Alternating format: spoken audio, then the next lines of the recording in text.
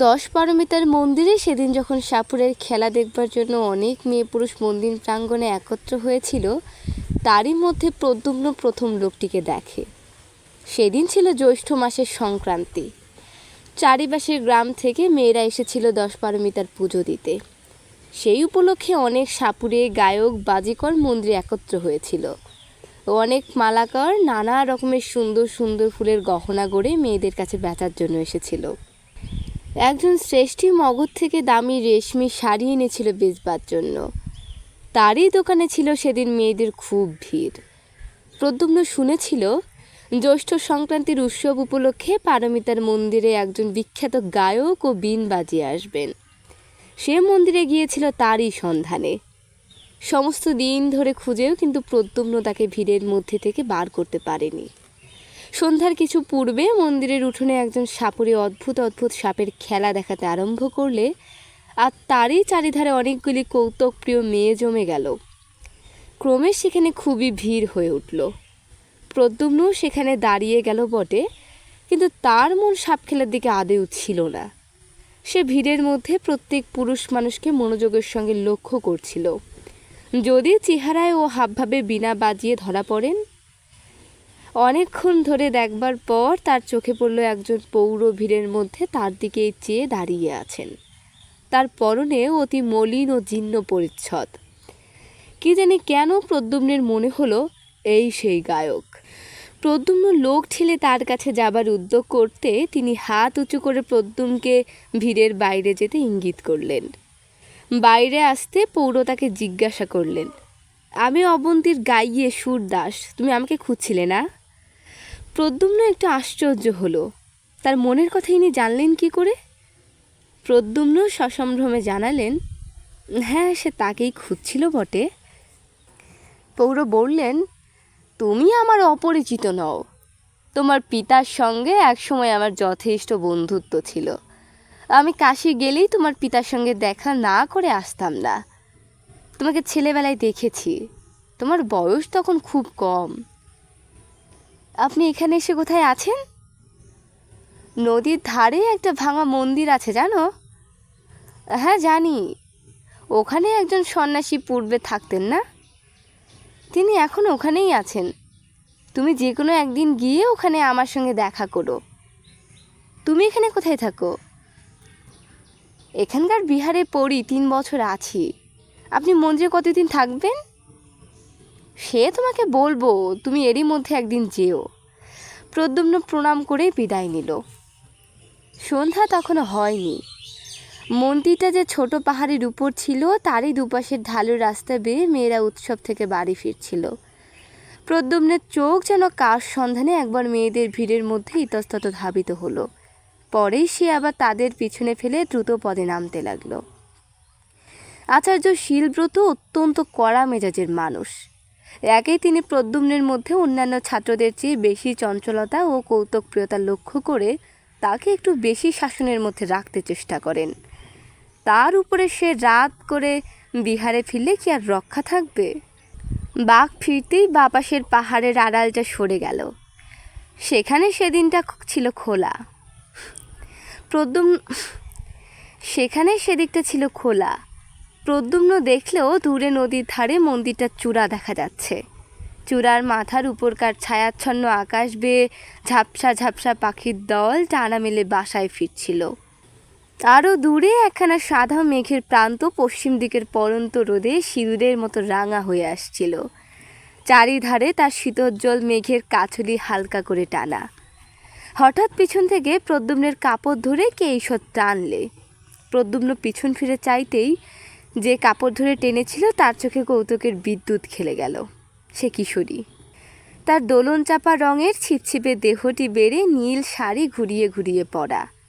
নতুন কেনা একছড়া ফুলের মালা তার খোপাটিতে জড়ানো। প্রদ্যুম্ন বিস্ময় সুরে বলে উঠল, কখন তুমি এসেছিলে সুনন্দা? আমি তোমাকে এত খুঁজলাম, কই দেখতে পেলাম না তো। প্রথমটা কিশোরীর মুখ লজ্জায় লাল হয়ে উঠল। তারপরে সে একটু অভিমানের সুরে বলল, আমাকেই খুঁজতে যেন এখানে এসেছিলে আর কি। যত রাজ্যের সাপুড়ে আর বাজিকরদের মুখের দিকে চেয়ে চেয়ে ঘুরছিলে, সে আর আমি দেখিনি?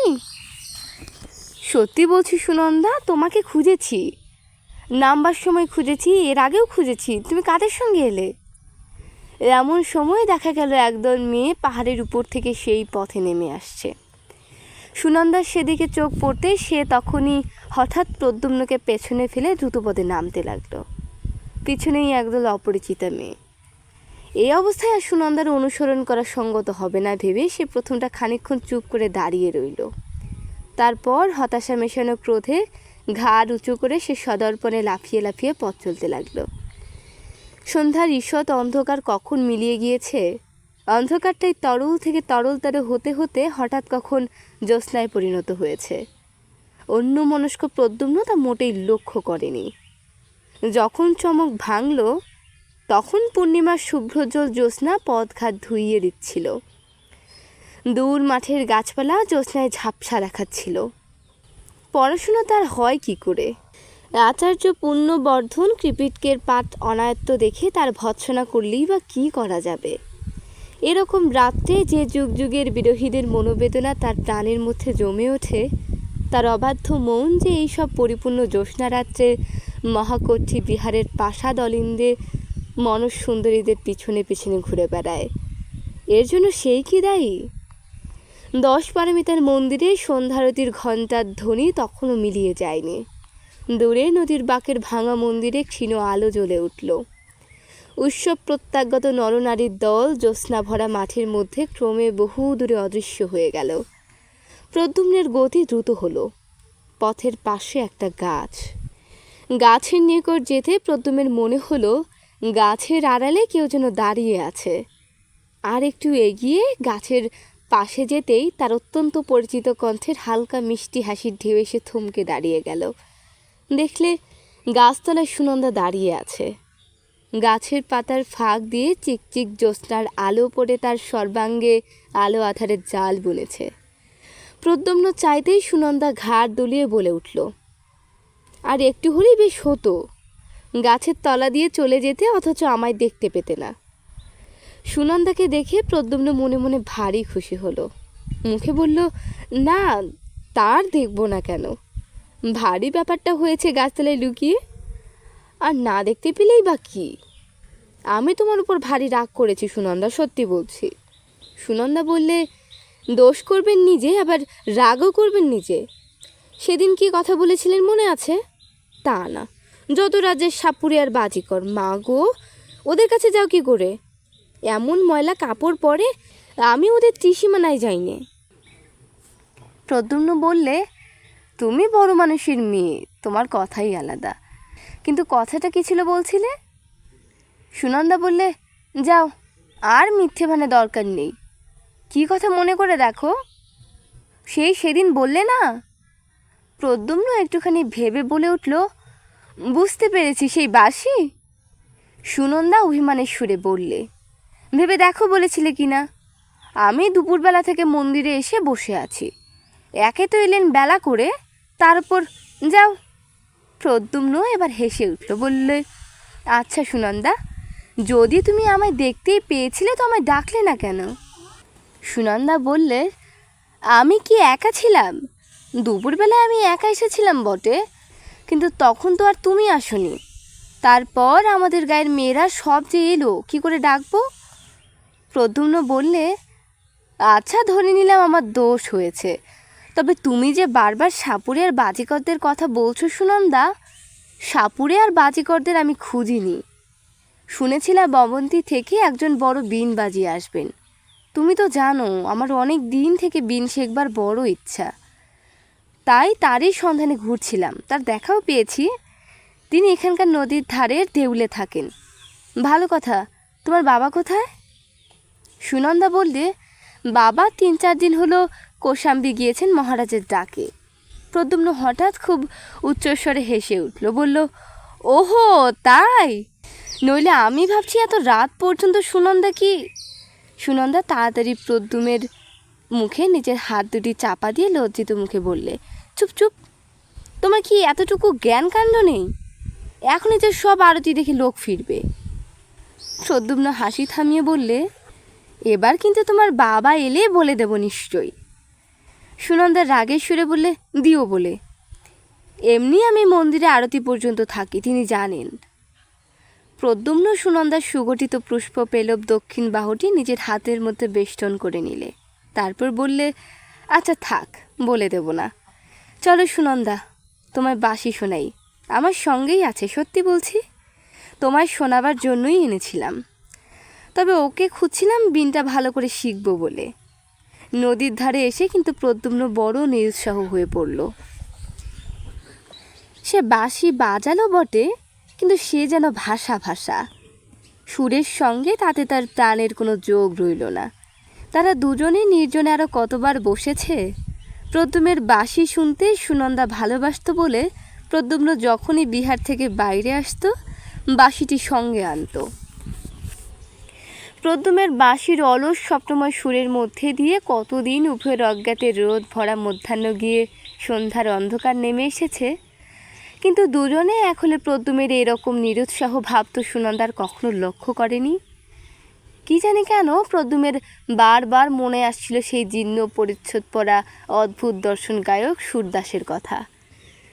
তাদের বিহারের কলাবিদ ভিক্ষু বসুব্রতের আঁকা জরা চিত্রের মতোই লোকটা কেমন কুশ্রী, লোল চর্ম শীর্ণ দর্শন, পুরাতন পুঁথির ভর্জুপত্রের মতো ওর পরিচ্ছেদ কেমন একটা অপ্রীতিকর মেটে লাল রং। তার পরদিন সকালে প্রদ্যুম্ন নদীর ধারের ভাঙা মন্দিরে গেল।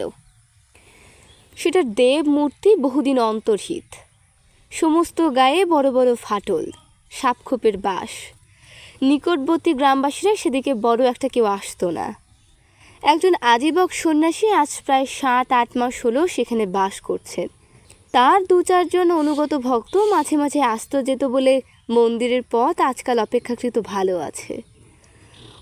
অন্ধকার মন্দিরের মধ্যে প্রদ্যুম্নের সঙ্গে সুরদাসের সাক্ষাৎ হলো। সুরদাস প্রদ্যুম্নকে দেখে খুব আনন্দ প্রকাশ করলেন। তারপর বললেন, চলো বাইরে গিয়ে বসি, এখানে বড় অন্ধকার। বাইরে গিয়ে সুরদাস আলোতে প্রদ্যুম্নের মুখ ভালো করে দেখলেন। তারপর যেন আপন মনে বলতে লাগলেন, হবে, তোমার দ্বারাই হবে, আমি তা জানতাম। প্রদ্যুম্ন সুরদাসের মূর্তি দূর থেকে দেখে যে অস্বাচ্ছন্দ্য অনুভব করেছিল, তার নিকটে এসে কিন্তু প্রদ্যুম্নের সে ভাব কেটে গেল।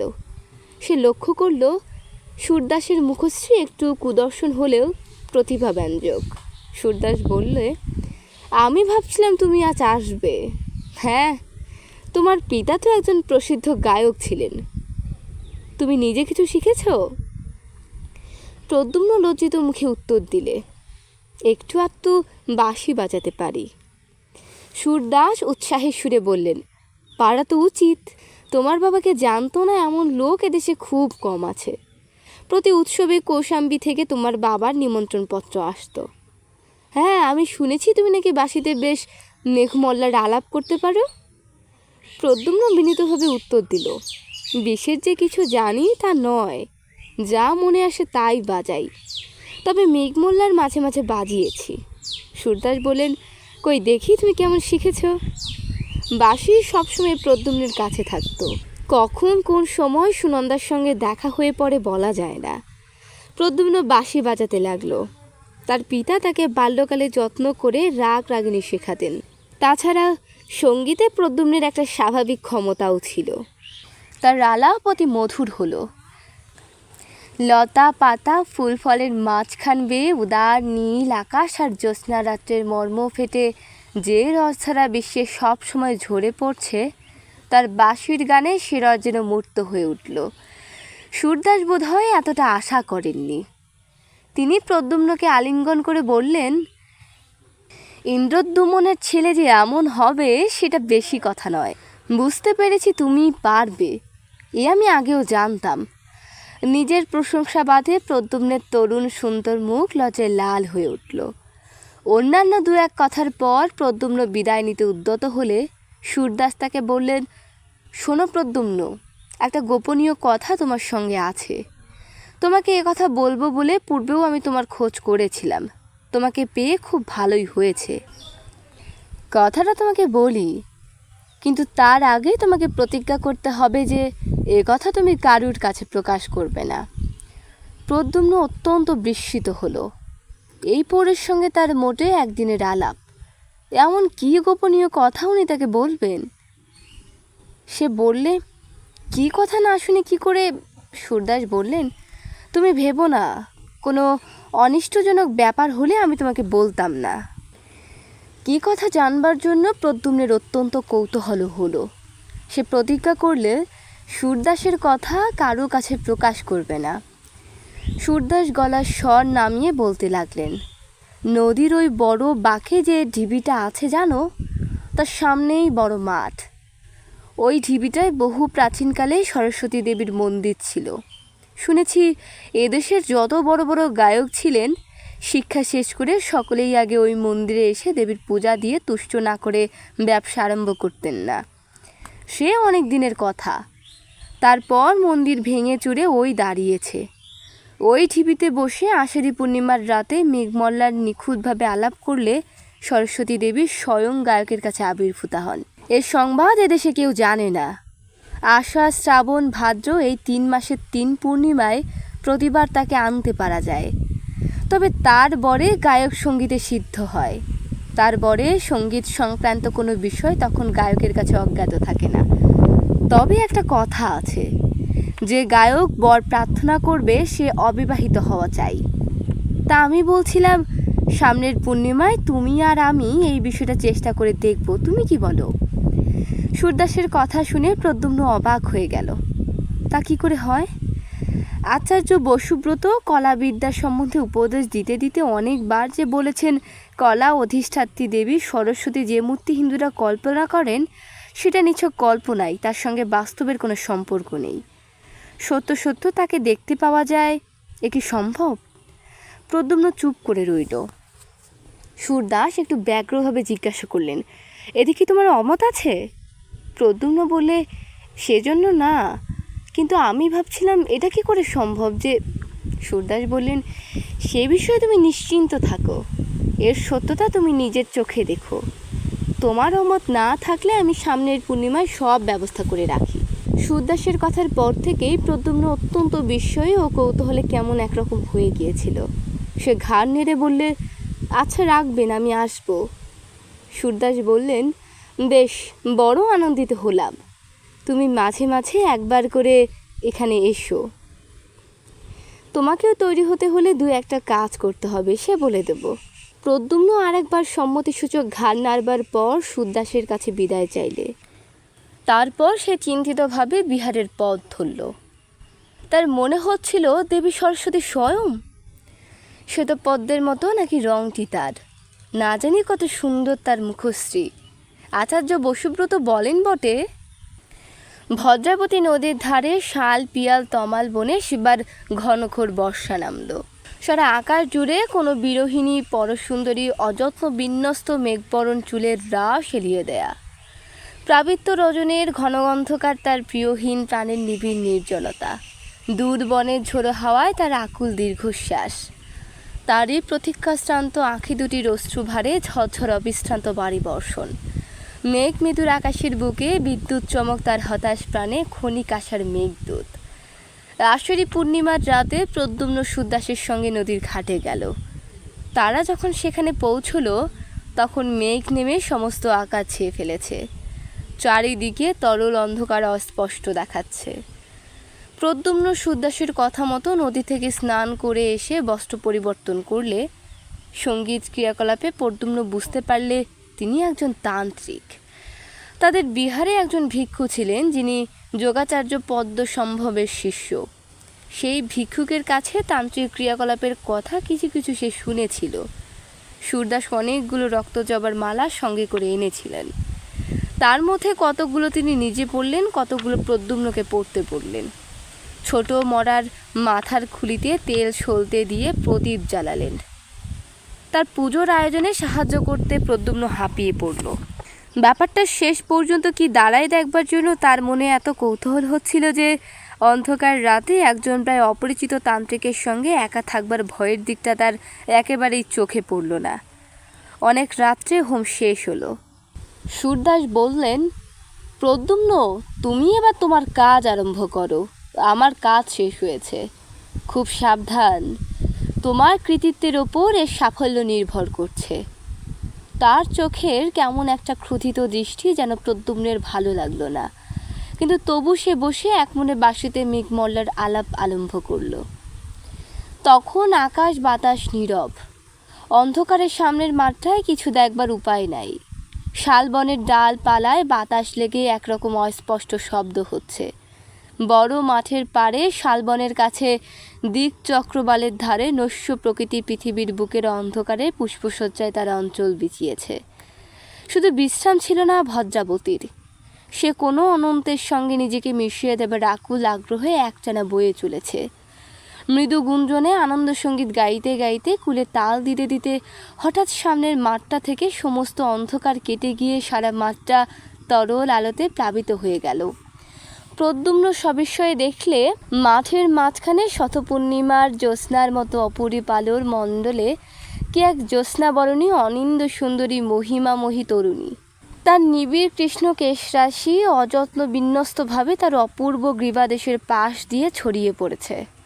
তার আয়ত নয়নের দীর্ঘ কৃষ্ণপক্ষ কোনো স্বর্গীয় শিল্পীর তুলি দিয়ে আঁকা। তার তুষার ধবল বাহুবল্লী দিব্য পুষ্পভরণে মণ্ডিত। তার ক্ষীণ একটি নীল বসনের মধ্যে অর্ধ লুকায়িত মণিমেখলার দীপ্তিমান। তার রক্ত কমলের মতো পা দুটিকে বুক পেতে নেবার জন্য মাটিতে বাসন্তী পুষ্পের দল ফুটে উঠেছে।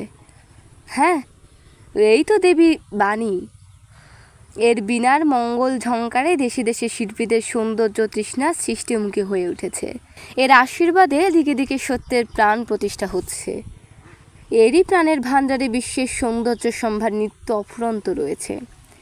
শাশ্বতের মহিমা, অক্ষয়ের দান, চির নতুনের বাণী। প্রদ্যুম্ন চেয়ে থাকতে থাকতে দেবীর মূর্তি অল্পে অল্পে মিলিয়ে গেল। জ্যোৎস্না আবার ম্লান হয়ে পড়ল, বাতাস আবার নিস্তেজ হয়ে বইতে লাগলো। অনেকক্ষণ প্রদ্যুম্নের কেমন একটা মোহের ভাব দূর হলো না। সে যা দেখলে এ স্বপ্ন না সত্য। অবশেষে সুরদাসের কথায় তার চমক ভাঙল। সুরদাস বললেন, আমার এখনো কাজ আছে, তুমি ইচ্ছা করলে যেতে পারো। কেমন? আমার কথায় মিথ্যা নয়, দেখলে তো?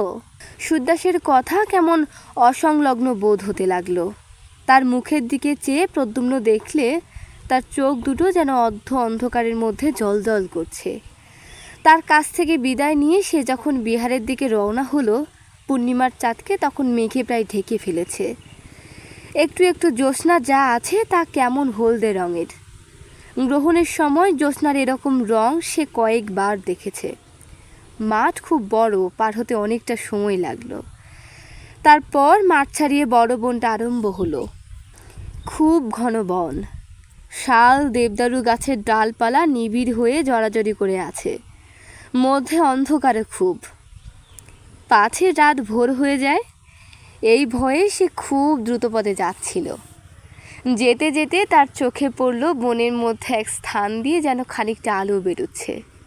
প্রথমে সে ভাবলে গাছের ফাঁক দিয়ে জ্যোৎস্না এসে পড়ে থাকবে, কিন্তু ভালো করে লক্ষ্য করে দেখে সে বুঝলে সে আলো জ্যোৎস্নার আলোর মতো নয়, বরং কৌতূহল অত্যন্ত হওয়াতে পথ ছেড়ে সে বনের মধ্যে ঢুকে পড়ল। যে পিম্পল গাছের সারির ফাঁক দিয়ে আলো আসছিল তার কাছে গিয়ে গাছের গুড়ির ফাঁক দিয়ে উঁকি মেরে প্রদ্যুম্ন অবাক হয়ে দাঁড়িয়ে রইল। একই তো সে এইমাত্র মাঠের মধ্যে দেখেছে।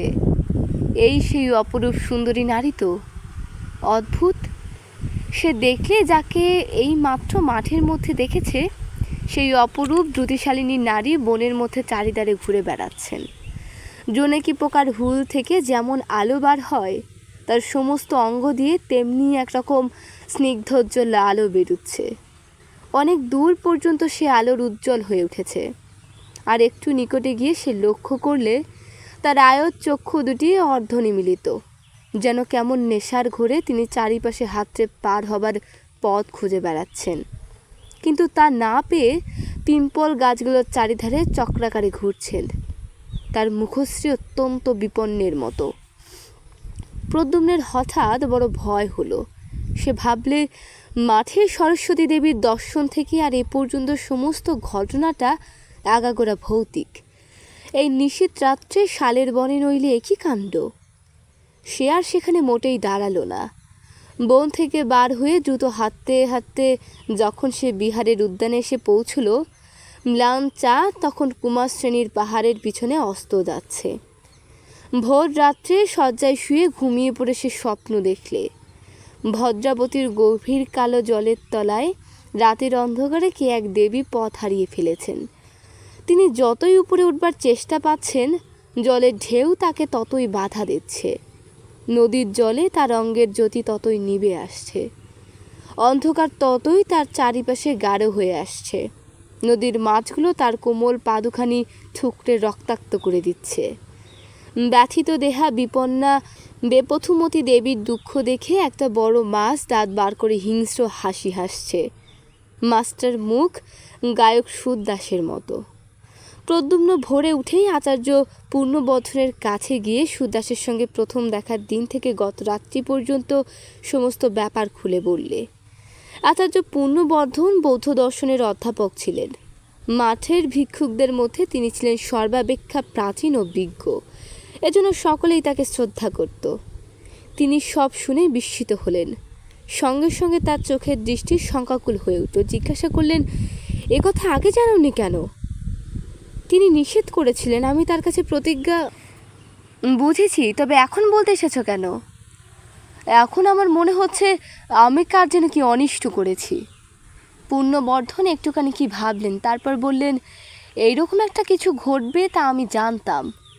পদ্মসম্ভব আর তার কতকগুলো কাণ্ডজ্ঞানহীন তান্ত্রিক শিষ্য দেশের ধর্মকর্ম লোপ করতে বসেছে।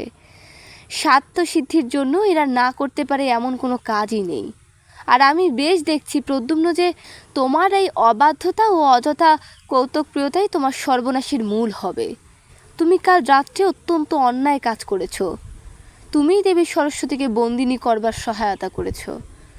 এবার প্রদ্যুম্নের বিস্মিত হবার পালা। তার মুখ দিয়ে কোনো কথা বার হলো না। পূর্ণবর্ধন বললেন, এইসব কুসংসর্গ থেকে দূরে রাখবার জন্যই আমি বিহারের কোনো ছাত্রকে বিহারের বাইরে যাবার অনুমতি দিইনি। কিন্তু যাক, তুমি ছেলে মানুষ, তোমারই বা দোষ কি? আচ্ছা, এই সুরদাসকে দেখতে কীরকম বলো দেখি? প্রদ্যুম্ন সুরদাসের আকৃতি বর্ণনা করলেন। পূর্ণবর্ধন বললেন, আমি জানি তুমি যাকে সুরদাস বলছো তার নাম সুরদাস নয়, বা তার বাড়ি অবন্তীতেও নয়। সে হচ্ছে প্রসিদ্ধ কাপালে গুণাঢ্য। কার্যসিদ্ধির জন্য তোমার কাছে মিথ্যা নাম বলেছে। প্রদ্যুম্ন অধীরভাবে বলে উঠল, কিন্তু আপনি যে বলেছেন। পূর্ণবর্ধন বললেন, সেই ইতিহাস বলছি শোনো। নদীর ধারে যে সরস্বতী মন্দিরের ভগ্ন স্তূপ আছে, ওটা হিন্দুদের একটা অত্যন্ত বিখ্যাত তীর্থস্থান। প্রায় 200 বছর পূর্বে একজন তরুণ গায়ক ওখানে থাকতো। তখন মন্দিরের খুব সমৃদ্ধির অবস্থা ছিল না, কিন্তু প্রবাদেই যে সেই গায়কটি মেঘমল্লারে এমন সিদ্ধ ছিল যে আষাঢ়ী পূর্ণিমার রাতে তার আলাপে মুগ্ধা হয়ে দেবী সরস্বতী স্বয়ং তার কাছে আবির্ভূতা হতেন। সেই থেকে ওই মন্দির এক প্রসিদ্ধ তীর্থস্থান হয়ে ওঠে। সে গায়ক মারা যাওয়ার পরেও কিন্তু পূর্ণিমার রাতে সিদ্ধ গায়ক মল্লার আলাপ করলেই দেবী যেন কোন টানে তার কাছে এসে পড়েন। এই গুণাঢ্য একবার অবন্তীর প্রসিদ্ধ গায়ক সুরদাসের সঙ্গে ওই ঢিবির উপস্থিত ছিল। সুরদাস মেঘমল্লার সিদ্ধ ছিলেন। তার গানে নাকি সরস্বতী দেবী তার সম্মুখে আবির্ভূতা হয়ে তাকে বর প্রার্থনা করতে বলেন। সুরদাস প্রার্থনা করেন তিনি যেন দেশের সঙ্গীতজ্ঞ ব্যক্তিদের মধ্যে শ্রেষ্ঠ আসন প্রাপ্ত হন। সরস্বতী দেবী তাকে সেই বরই দেন। তারপর দেবী যখন গুণান্নকে বর প্রার্থনার কথা বলেন, তখন সে দেবীর রূপে মুগ্ধ হয়ে তাকেই প্রার্থনা করে বসে। সরস্বতী দেবী বলেছিলেন, তাকে পাওয়া নির্গুণের কাজ নয়। সে নামে গুণাঢ্য হলেও কার্যত তার এমন কোনো কলাতেই নিপুণা নেই যে তাকে পেতে পারে। অনেক জীবন ধরে সাধনার প্রয়োজন। সরস্বতী দেবী অন্তর্হিত হওয়ার পর মুখ্য গুণাঢ্যের মোহ আরও বেড়ে যায়, আর সেই সঙ্গে সঙ্গে দেবীর উপর তার অত্যন্ত রাগ হয়। সে তন্ত্রন্ত মন্ত্র বলে দেবীকে বন্দিনী করবার জন্য উপযুক্ত তান্ত্রিক গুরু খুঁজতে থাকে। আমি জানি সে এক সন্ন্যাসীর কাছে তন্ত্রশাস্ত্রের উপদেশ নিত। সন্ন্যাসী কিছুদিন পর তার তন্ত্র সাধনায় হীন উদ্দেশ্য বুঝতে পেরে তাকে দূর করে দেন। এসব কথা এদেশের সকল প্রাচীন লোকেই জানেন। আমি অনেক দিন তারপর গুণান্নের আর কোনো সংবাদ জানতাম না। ভেবেছিলাম সে দেশ থেকে চলে গিয়েছে। কিন্তু এখন তোমার কথা শুনে আমার মনে হচ্ছে কাল রাতে সে কৃতকার্য হয়েছে বোধহয়। এতদিন ওই উদ্দেশ্যেই সে কোথাও তন্ত্র সাধনা করছিল।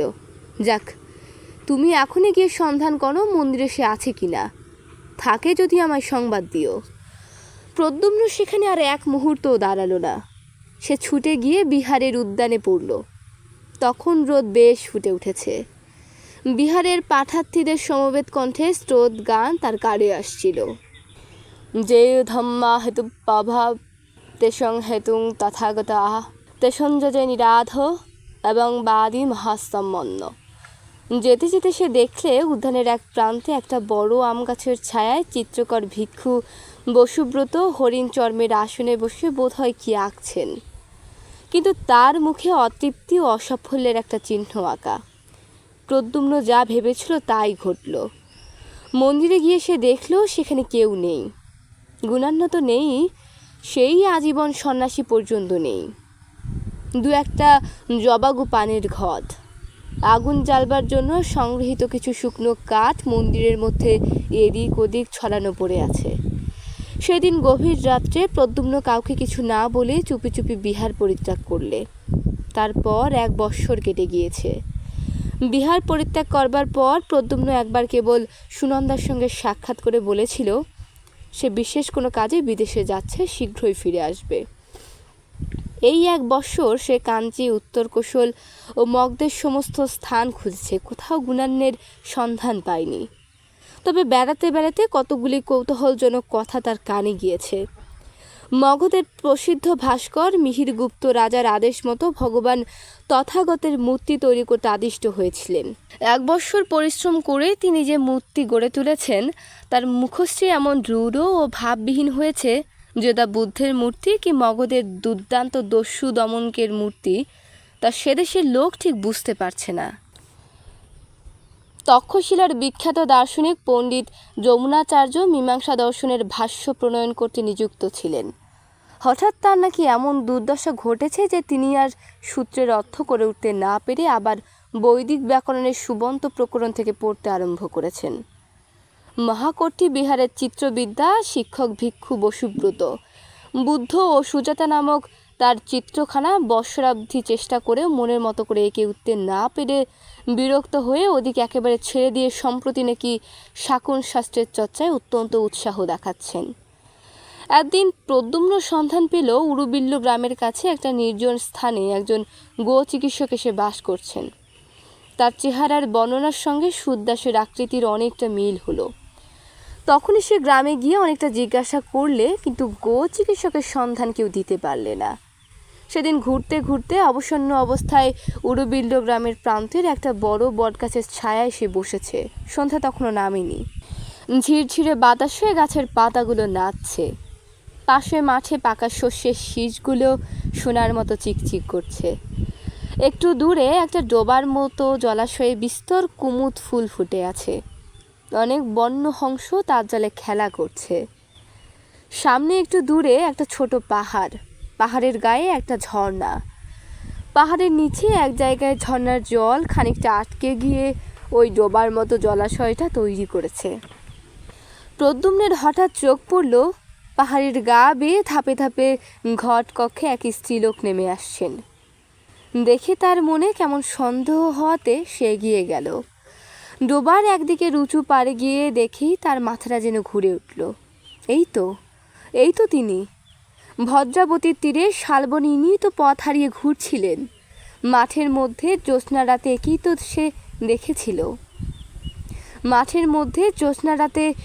তো সে দেখেছিল। তবে তার অঙ্গের সে জ্যোতির এক কণাও আর নেই। পরনে অতি মলিন এক বস্ত্র, কিন্তু সেই চোখ, সেই সুন্দর গঠন। দাঁড়িয়ে দাঁড়িয়ে দেখে দেখে তার আর কোনো সন্দেহ রইল না যে এই তিনি। তার মনের মধ্যে গোলমাল বেঁধে গেল। সে উত্তেজনার মাথায় বিহার ছেড়ে সুরদাসের খোঁজ করে বেড়াচ্ছিল বটে, কিন্তু দেখা পেলে কি করবে তা সে ভাবেনি। কাজে সে একরকম লুকিয়েই সেখান থেকে চলে এলো। রোজ রোজ সন্ধ্যায় প্রদ্যুম্ন এসে বটগাছটার তলায় বসে। রোজ সন্ধ্যার আগে দেবী পাহাড়ের গায়ের পথ বেয়ে নেমে আসেন, আবার সন্ধ্যার সময় ঘট কক্ষে ধাপে ধাপে উঠে চলে যান। সে রোজ বসে দেখে।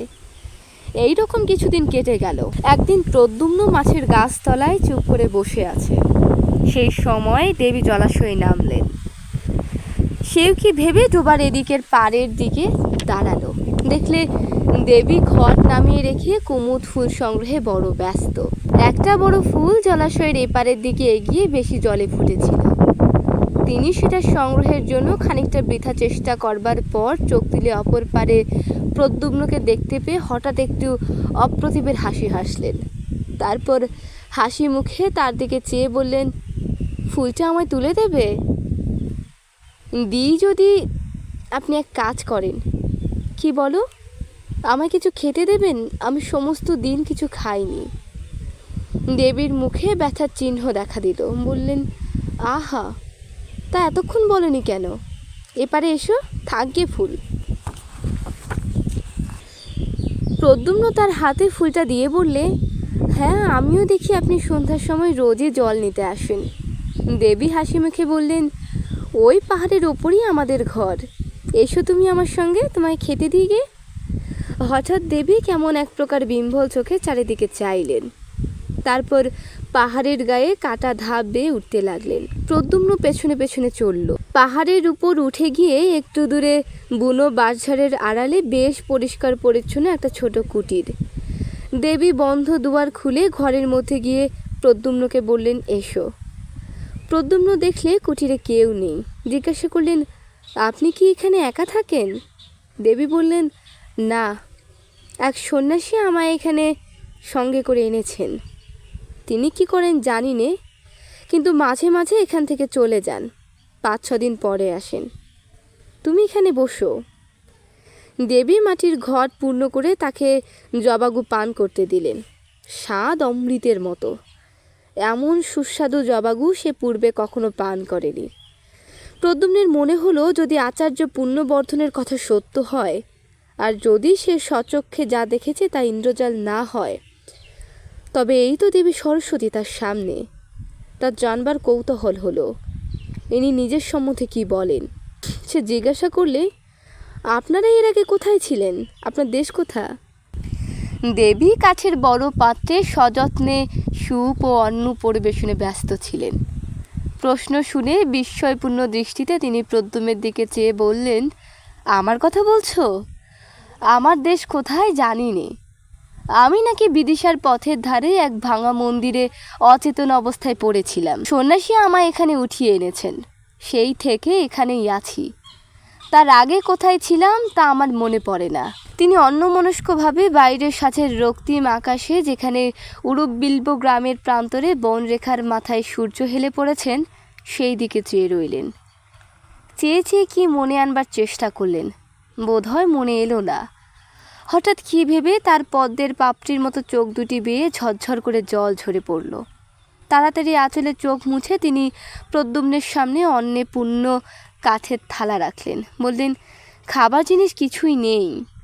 তুমি রাত্রে এখানে থাকো। আমি পদ্মের বীজ শুকিয়ে রেখেছি, তাই দিয়ে রাত্রে পায়েস তৈরি করে খেতে দেব।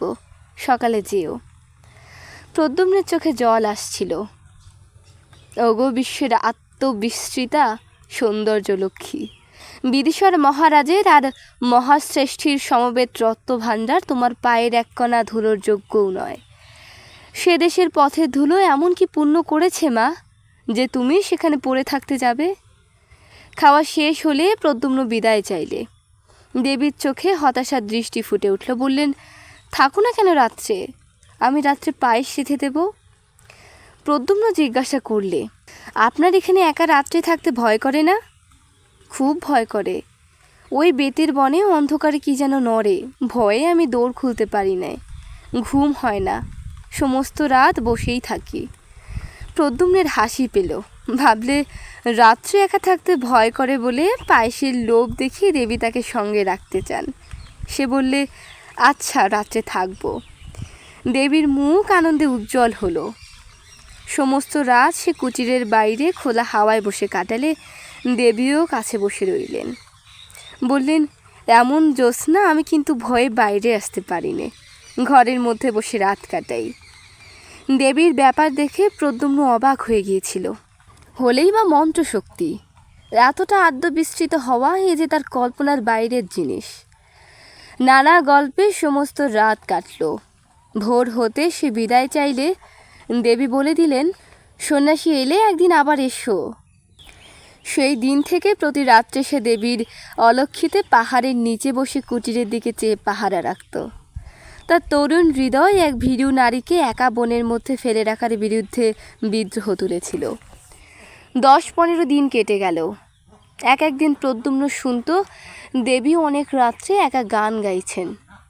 সে গান পৃথিবীর মানুষের গান নয়, সে গান প্রাণধারার আদিম ঝর্ণার গান, সৃষ্টিমুখী নিহারিকাদের গান, অনন্ত আকাশে দ্বিখারাকোণ পথিক তারার গান। একদিন দুপুরবেলা কে তাকে বললে, তুমি যে গোবৈদ্যের কথা বলছিলে তাকে এইমাত্র দেখে এলাম, পথের ধারে পুকুরে সে স্নান করছে। শুনে ছুটতে ছুটতে গিয়ে পুকুরের ধারে উপস্থিত হলো। দেখলে সত্যি গুণাঙ্গ পুকুরের ধারে বস্ত্রাদির পুটলি নামিয়ে রেখে পুকুরে স্নান করতে নেমেছেন। সে অপেক্ষা করতে লাগলো। একটু পরে গুণান্য বস্ত্র পরিবর্তন করে উপরে উঠে প্রদ্যুম্নকে দেখে কেমন যেন অবাক হয়ে গেলেন। বললেন, তুমি এখানে? প্রদ্যুম্ন বললে, আমি কেন তা বুঝতে পারিনি। গুণান্য বললেন, তুমি এখন বলছো বলে নয় প্রদ্যুম্ন, আমি এই কাজ করবার পর যথেষ্ট অনুতপ্ত আছি। প্রতি রাত্রে ভয়ানক স্বপ্ন দেখি। কারা যেন বলছে তুই যে কাজ করেছিস এর শাস্তি অনন্ত নরক।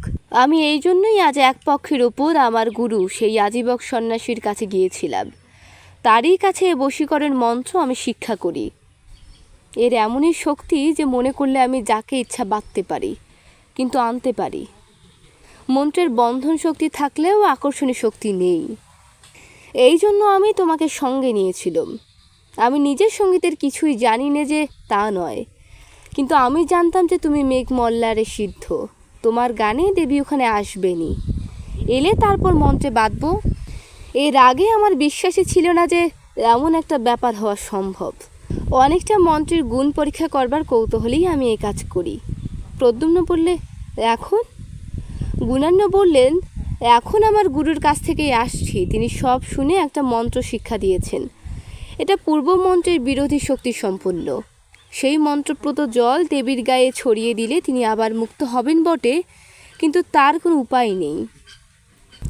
প্রদ্যুম্ন জিজ্ঞাসা করলে, উপায় নেই কেন? যে ছিটিয়ে দেবে সে চিরকালের জন্য পাষাণ হয়ে যাবে। আমার পক্ষে দুদিকেই যখন সমান, তখন তাকে বন্দিনী রাখাই আমার ভালো। রাগ করো না প্রদ্যুম্ন, ভেবে দেখো, মৃত্যুর পর হয়তো পরজগৎ আছে, কিন্তু পাষাণ হওয়ার পর তা আমি পারবো না। আত্মবিস্তৃতা বন্দিনী দেবীর চোখ দুটির করুণ অসহায় দৃষ্টি প্রদ্যুম্নের মনে এলো। যদি তা না হয় তাহলে তাকে যে চিরদিন বন্দিনী থাকতে হবে। যুগে যুগে যে উদার উচ্চ প্রেরণা আগে এসে তরুণদের নির্মল প্রাণে পৌঁছয়, আজও প্রদ্যুম্নের প্রাণের বেলায় তার ঢেউ এসে লাগলো। সে ভাবলে, একটা জীবন তুচ্ছ। তার রাঙা পা দুখানিতে একটা কাঁটা ফুটলে তা তুলে দেবার জন্য আমি শতবার জীবন দিতে প্রস্তুত। হঠাৎ গুণান্নের দিকে চেয়ে সে বললে, চলুন, আপনার সঙ্গে যাব। আমায় সে মন্ত্রপুত জল দেবেন। গুণান্য বিস্ময়ে প্রদ্যুম্নের দিকে চেয়ে বললেন, বেশ করে ভেবে দেখো, এ ছেড়ে খেলা নয় এ কাজ। প্রদ্যুম্ন বললে, আপনি চলুন। তারা যখন কুটিরের নিকটবর্তী হলো তখন গুণান্য বললেন, প্রদ্যুম্ন, আর একবার ভালো করে ভেবে দেখো, কোনো মিথ্যে আশায় ভুলো না। এ থেকে তোমার উদ্ধার করবার ক্ষমতা কারুর হবে না, দেবীরও না।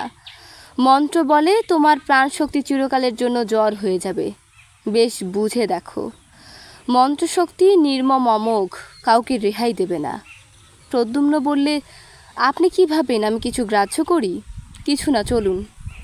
কুটিরে তারা যখন গিয়ে উপস্থিত হলো তখন রোদ বেশ পড়ে এসেছে।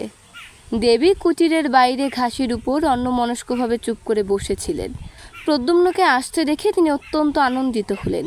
হাসি মুখে বললেন, এসো এসো, আমি তোমার কথা প্রায়ই ভাবি। তোমায় সেদিন কিছু খেতে দিতে না পেরে আমার মন খুবই খারাপ হয়েছিল। এখন তুমি এখানে কিছুদিন থাকো।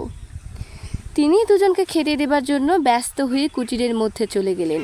প্রদ্যুম্ন বললে, কই, আমার মন্ত্রপুত জল দিন তবে। গুণান্য বললেন, সত্যি তাহলে তুমি এতে প্রস্তুত? প্রদ্যুম্ন বললে, আমায় আর কিছু বলবেন না, জল দিন। দেবী কুটিরের মধ্যে আহারের স্থান করে দুজনকে খেতে দিলেন। আহারাদি যখন শেষ হলো তখন সন্ধ্যার আর বেশি দেরি নেই। বেদ শ্রবণে ছায়া নেমে আসছে। রাঙা সূর্য আবার উরুবিল্ল গ্রামের উপর ঝুলে পড়েছে। গধূলির আলোয় দেবীর মুখ পদ্মে অপরূপ শ্রী ফুটে উঠল। তারপর তিনি ঘট কক্ষে প্রতিদিনের মতো নিচের ঝর্ণার জল আনতে নেমে গেলেন। গুণান্ন বললেন, আমি এখান থেকে আগে চলে যাই, তারপর এই ঘটপূর্ণ জল দেবীর গায়ে ছিটিয়ে দিও। তার চক্ষু অশ্রুপূর্ণ হলো। আবেগ ভরে তিনি প্রদ্যুম্নকে আলিঙ্গন করে বললেন, আমি কাপুরুষ, আমার সে সাহস নেই, নইলে। তিনি কুটিরের মধ্যে তার দ্রব্যাদি সংগ্রহ করে নিলেন। তারপর সরু পথ বেয়ে বেদবনের ধার দিয়ে পাহাড়ের অপর পারে চলে গেলেন। তারই নিচে একটু দূরে মগধ থেকে বিদেশা যাওয়ার রাজপর্ত। প্রদ্যুম্ন চারিদিকে চেয়ে বসে বসে ভাবলে, ওই নীল আকাশের তলে 20 বৎসর আগে সে মায়ের কোলে জন্মেছিল।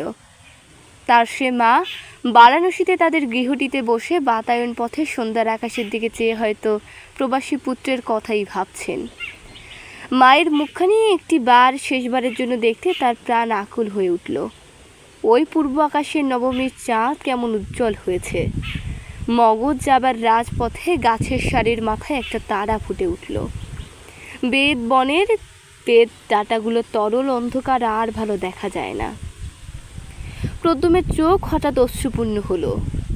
সেই সময় সে দেখলে দেবী জল নিয়ে পাহাড়ের গা বেয়ে উঠে আসছেন। মন্ত্রপ্রত জলপূর্ণ ঘট সে মাটিতে নামিয়ে রেখেছিল। দেবীকে আসতে দেখে সেটা হাতে তুলে নিল। দেবী কুটিরের সামনে এলেন। তার হাতে অনেকগুলো আধমোটা কুমুদ ফুল। প্রদ্যুম্নকে জিজ্ঞাসা করলেন, সন্ন্যাসী কোথায়? প্রদ্যুম্ন বললে, তিনি আবার কোথায় চলে গেলেন, আজ আর আসবেন না।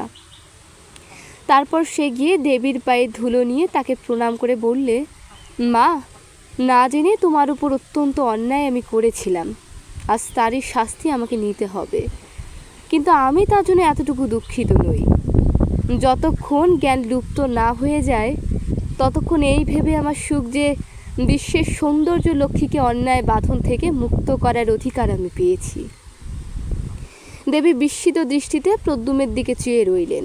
প্রদ্যুম্ন বললেন, শুনুন, আপনি বেশ মনে করে দেখুন দেখি, আপনি কোথা থেকে এসেছিলেন? দেবী বললেন, কেন, আমি তো বিদিশার পথের ধারে। প্রদ্যুম্ন এক অঞ্জলি জল তার সর্বাঙ্গে ছিটিয়ে দিলে। সদ্য নিদ্রোত্থিতার মতো দেবী চমকে উঠলেন। প্রদ্যুম্ন দৃঢ় হস্তে আর এক অঞ্জলি জল দেবীর সর্বাঙ্গে ছিটিয়ে দিলেন। নিমেষের জন্য তার চোখের সামনে বাতাসের এক অপূর্ব সৌন্দর্যের স্নিগ্ধ প্রসন্ন হিল্লোল বয়ে গেল। তার সারা দেহ মন আনন্দে শিউরে উঠল। সঙ্গে সঙ্গে তার মনে এলো, বারাণসীতে তার গৃহে সন্ধ্যার আকাশে বদ্ধ আঁকি বাতায়ন পদবর্তিনী তার মা। কুমার শ্রেণীর বিহারে আচার্য শিলব্রতের কাছে একটি মেয়ে অল্প বয়সী দীক্ষা গ্রহণ করে, তার নাম সুনন্দা। সে হিরণ্যনগরের ধনবান শ্রেষ্ঠী সমন্ত দাসের মেয়ে। পিতামাতার অনেক অনুরোধ সত্ত্বেও মেয়েটি নাকি বিবাহ করতে সম্মত হয়নি। অত্যন্ত তরুণ বয়সে প্রব্রজা গ্রহণ করায় সে বিহারের সকলের শ্রদ্ধার পাত্রী হয়ে উঠেছিল। সেখানে কিন্তু কারোর সঙ্গে সে তেমন মিশত না। সর্বদাই নিজের কাজে সময় কাটাতো আর সর্বদাই কেমন অন্যমনস্ক থাকত। জ্যোৎস্না রাত্রে বিহারের নির্জন পাষাণ অলিন্দে দাঁড়িয়ে দাঁড়িয়ে সে আপন মনে প্রায় কি ভাবত। মাঠের জ্যোৎস্না কাল কাটিয়ে অনেক রাতে কাউকে বিহারের দিকে আসতে দেখলে সে এক দৃষ্টে সেদিকে চেয়ে থাকত, যেন কতদিন আগে তার যে প্রিয় আবার আসবে বলে চলে গিয়েছিল, তারই আসবার দিন গুনে গুনে এ শান্ত শান্ত ধীর পথ চাওয়া। প্রতি সকালে সে গার প্রতীক্ষায় উন্মুক্ত হয়ে রইত। সকাল কেটে গেলে ভাবত বিকেলে আসবে, বিকেল কেটে গেলে ভাবত সন্ধ্যায় আসবে। দিনের পর দিন, মাসের পর মাস এরকম কত সকাল সন্ধ্যা কেটে গেল, কেউ এলো না। তবু মেয়েটি ভাবত, আসবে আসবে, কাল আসবে। পাতার শব্দে চমকে উঠে চেয়ে দেখত, এতদিনে বুঝি এলো। এক এক রাত্রে সে বড় অদ্ভুত স্বপ্ন দেখত। কোথাকার যেন কোন এক পাহাড়ের ঘন বেতের জঙ্গল আর বাঁশের বনের মধ্যে লুকোনো এক অর্ধভগ্ন পাষাণ মূর্তি। নিঝুম রাতে সে পাহাড়ের বেত গাছ হাওয়ায় দুলছে, বাঁশ বনে শিরশির শব্দ হচ্ছে। দীর্ঘ দীর্ঘ বেতডাটার ছায়ায় পাষাণ মূর্তিটার মুখ ঢাকা পড়ে গেছে। সে অন্ধকার অর্ধরাত্রে জনহীন পাহাড় তার বাঁশগুলোর মধ্যে ঝোড়ো হাওয়া ঢুকে কেবল বাজছে মেঘ মল্লার। ভোরে উঠে রাতের স্বপ্ন ভেবে আশ্চর্য হয়ে যেত। কোথায় পাহাড়, কোথায় বেদবন, কার ভাঙা মূর্তি, কিসের এসব অর্থহীন দুঃস্বপ্ন?